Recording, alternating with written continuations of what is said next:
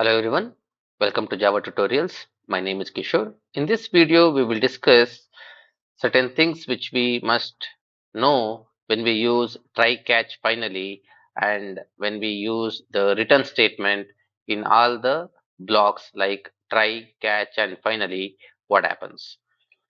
Because the finally is definitely executed, and if there is a return statement that is executed before finally, what happens, we will understand.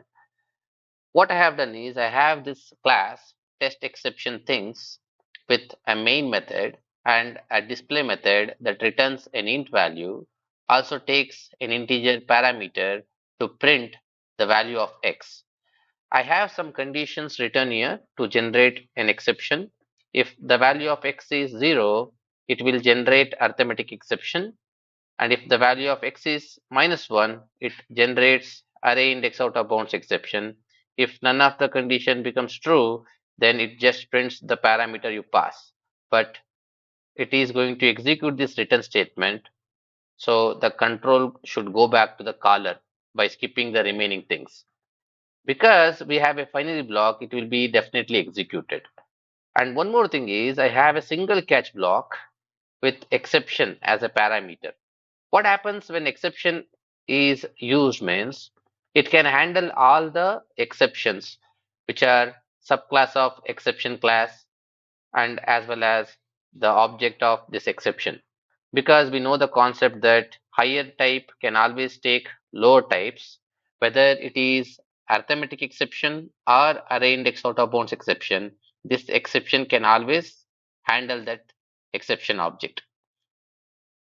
So if I pass this value 0, what happens is the display method will be executed and the returned value should be printed in the main method. Suppose if I pass 0, what would happen is this condition will be true and it generates an arithmetic exception, and this catch can handle arithmetic exception and prints that arithmetic exception and executes this return statement. Because there is a finally block, it will be definitely executed, and whatever the finally is going to return, that is what going to be the final result goes to the caller. So it means the value of result will always be 10, not 20 or 30. Let us run this program and see what happens. You can observe it is printing arithmetic exception because you are passing 0. The catch block is executed as the arithmetic exception is generated. However, the catch block return value 20 is not being sent to the caller. Instead, the finally block value 10 is what sent to the caller. Because of that, the value of result it is printing is 10. That's what you can observe. Means the return statement in the catch is not skipping the next line. The finally is executed and the return value of the finally is what going to be given to the caller. Now what happens if there is no error? Say for example I pass 2. In that case there won't be any runtime error.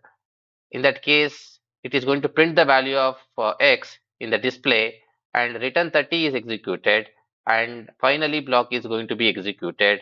Then the value what is there in the finally, that is going to be returned. So if I run the program, you should see the value of x that is supplied as well as the finally block which is returning the value 10.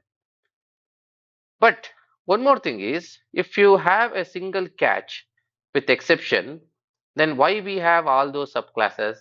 You might think that we can have a single catch to handle all the exceptions.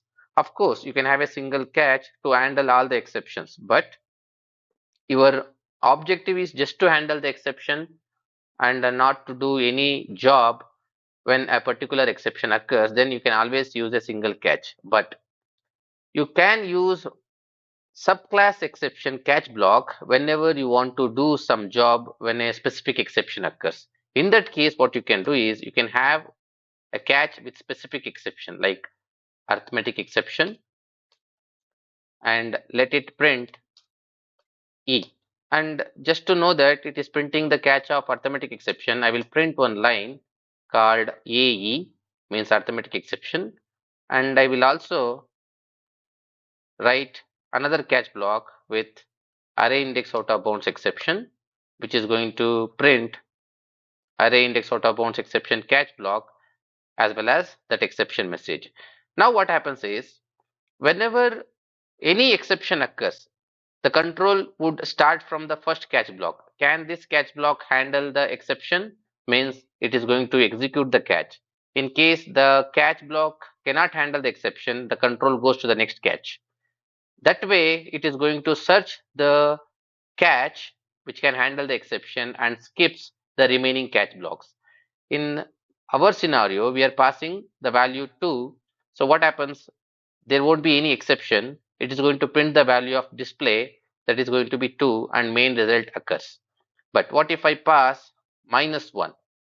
Let's say -1. In that case, which catch block can execute?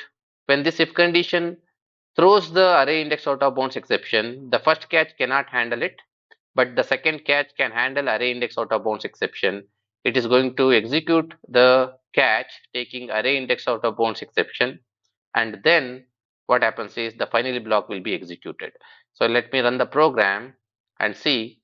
You can see there array index out of bounds exception catch block is executed and the final result is 10.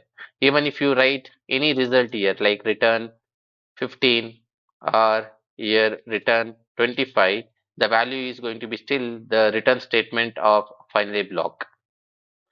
Next, what if I pass the value of display to 0? In that case, this exception is generated, arithmetic exception.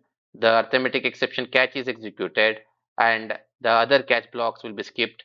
Even the catch taking exception also will be skipped because already the exception is handled, and the final result is going to be 10 with arithmetic exception catch block. One more thing is, whenever you are writing multiple catch blocks, you need to follow a rule. The rule is, firstly you should handle all the subclass exceptions and then you should handle the superclass exceptions. Means if you try to write the catch with superclass exception first, the compiler will raise an error. Why? Because this catch which is taking exception as a parameter can handle all the exceptions and it will never give chance to the subclass exception catch block.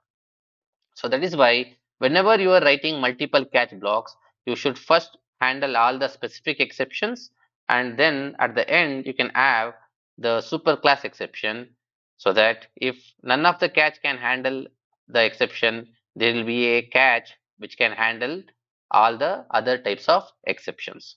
So that is how you use multiple catch block statements where you write catch from subclass to superclass. And also if there is a finally, that will be definitely executed, and if there is a return statement, only the return statement present in the finally will be considered. Thank you so much. See you in the next video.